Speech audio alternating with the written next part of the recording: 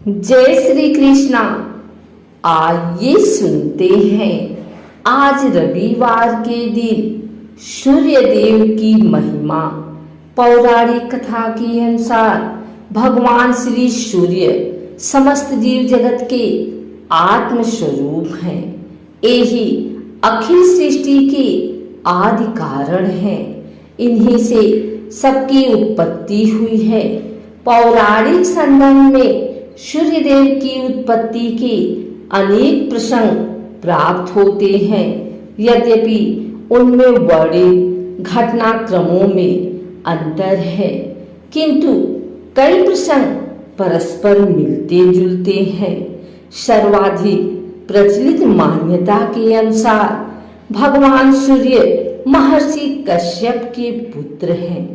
वे महर्षि कश्यप की पत्नी अदिति के गर्भ से उत्पन्न हुए। अदिति के पुत्र होने के कारण उनका एक नाम आदित्य हुआ। पैतृक नाम के आधार पर वे कश्यप प्रसिद्ध हुए। संक्षेप में यह कथा इस प्रकार है। एक बार दैत्य दानवों ने मिलकर देवताओं को पराजित कर दिया। देवता घोर संकट में पड़कर इधर उधर भटकने लगे। देवमाता अदिति इस हार से दुखी होकर भगवान सूर्य की उपासना करने लगी। भगवान सूर्य प्रसन्न होकर अदिति की समझ प्रकट हुए।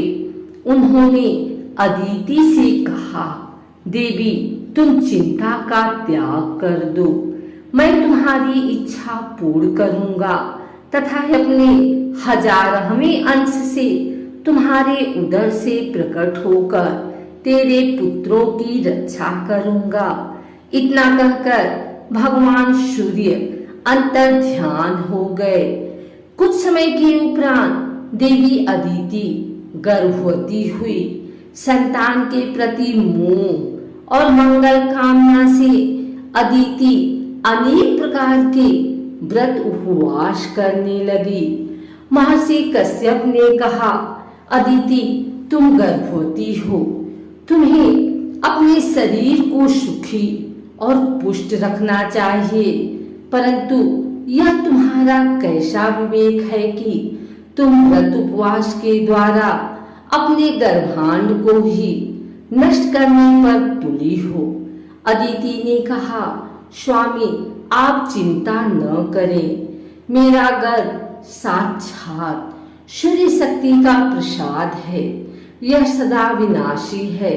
समय आने पर अदिति के गर्भ से भगवान सूर्य का प्राकट्य हुआ और बाद में वे देवताओं के नायक बने। उन्होंने देव शत्रु असुरों का संहार किया। भगवान सूर्य के परिवार की विस्तृत कथा भविष्य पुराण, मत्स्य पुराण, पद्म पुराण, ब्रह्म पुराण, मार्कंडेय पुराण तथा शाम पुराण में वर्णित है। ब्रह्मा विष्णु महेश आदि देवगणों का बिना साधना एवं भगवत कृपा के प्रत्यक्ष दर्शन होना संभव नहीं है।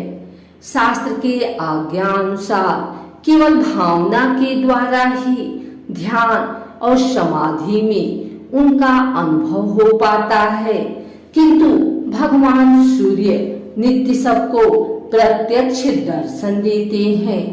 इसलिए प्रत्यक्ष देव भगवान सूर्य की नित्य उपासना करनी चाहिए।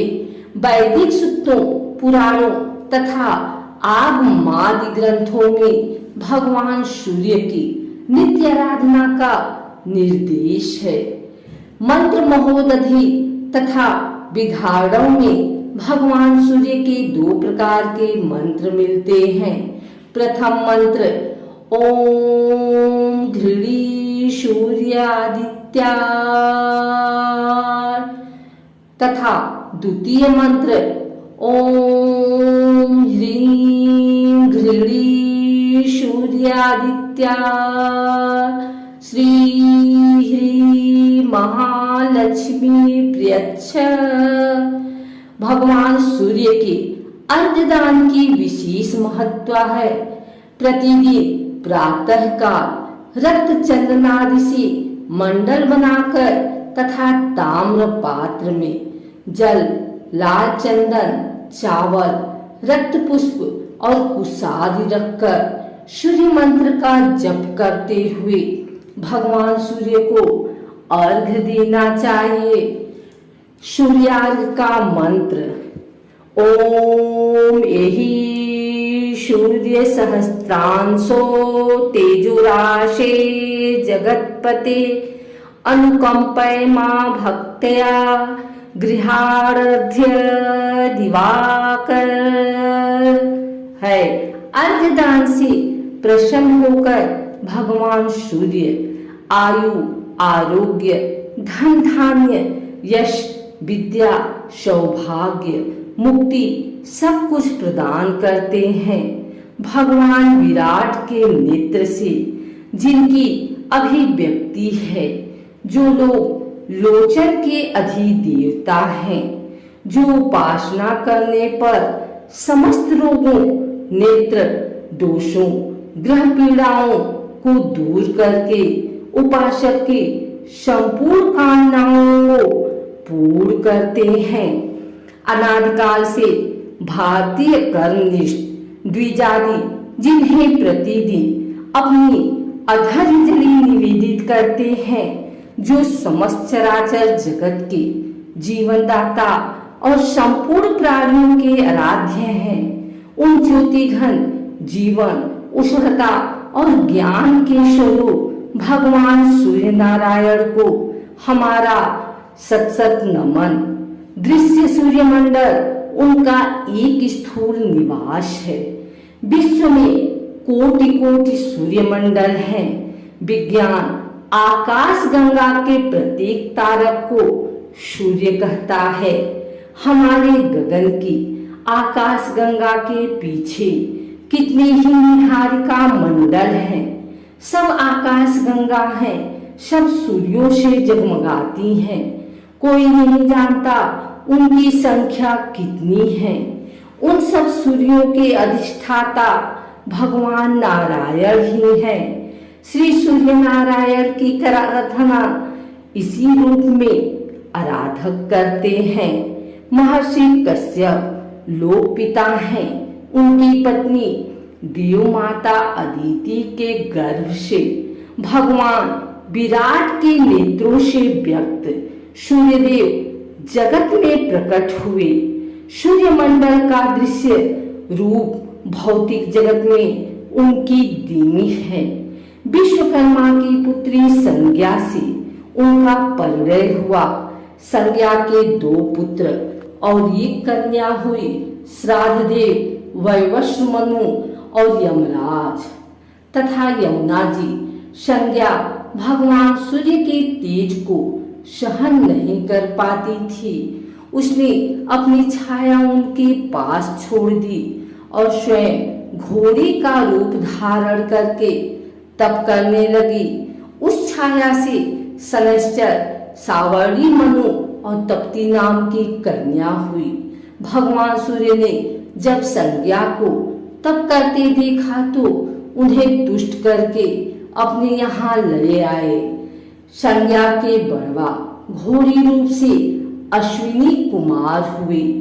त्रेता में कपिराज सुग्रीव और द्वापर में महारथी कर्ण भगवान सूर्य के अंश से ही उत्पन्न हुए।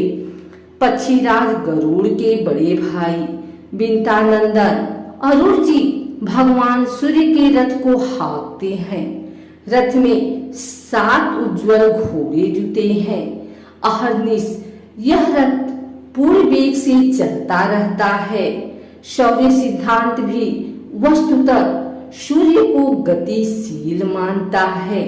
भगवान के महान विद्यमान अभी परस्पर इस संबंध में सहमत नहीं है। उनका अन्वेषण चल रहा है। नित्य नए सिद्धांत वहां बनते जा रहे हैं। भगवान सूर्य अपने रथ पर आसीन अविश्रांत भाव से मेरु की प्रदक्षिणा करते रहते हैं। उन्हीं के द्वारा दिन रात्रि, मास, ऋतु, अयन वर्ष आदि का विभाग होता है। वहीं दिशाओं के भी विभाजक हैं। भगवान सूर्य की उपासना 12 महीनों में 12 नामों से होती है। उस समय उनके पार्षद भी परिवर्तित हो जाते हैं। इन पार्षदों में ऋषि, अप्सराएं, गंधर्व, राक्षस, भल और नाग हैं। ऋषि रथ से आगे चलते हुए भगवान की स्तुति करते हैं, गंधर्व गान करते हैं, अप्सराएं नाचती हैं, राक्षस रथ को पीछे से ठेलते हैं, भल रथ योजक बनते हैं और नाग रथ को ले चलते हैं। संध्या भगवान आदित्य की ही उपासना है और वह द्विजाति मात्र का एक अनिवार्य कर्तव्य है।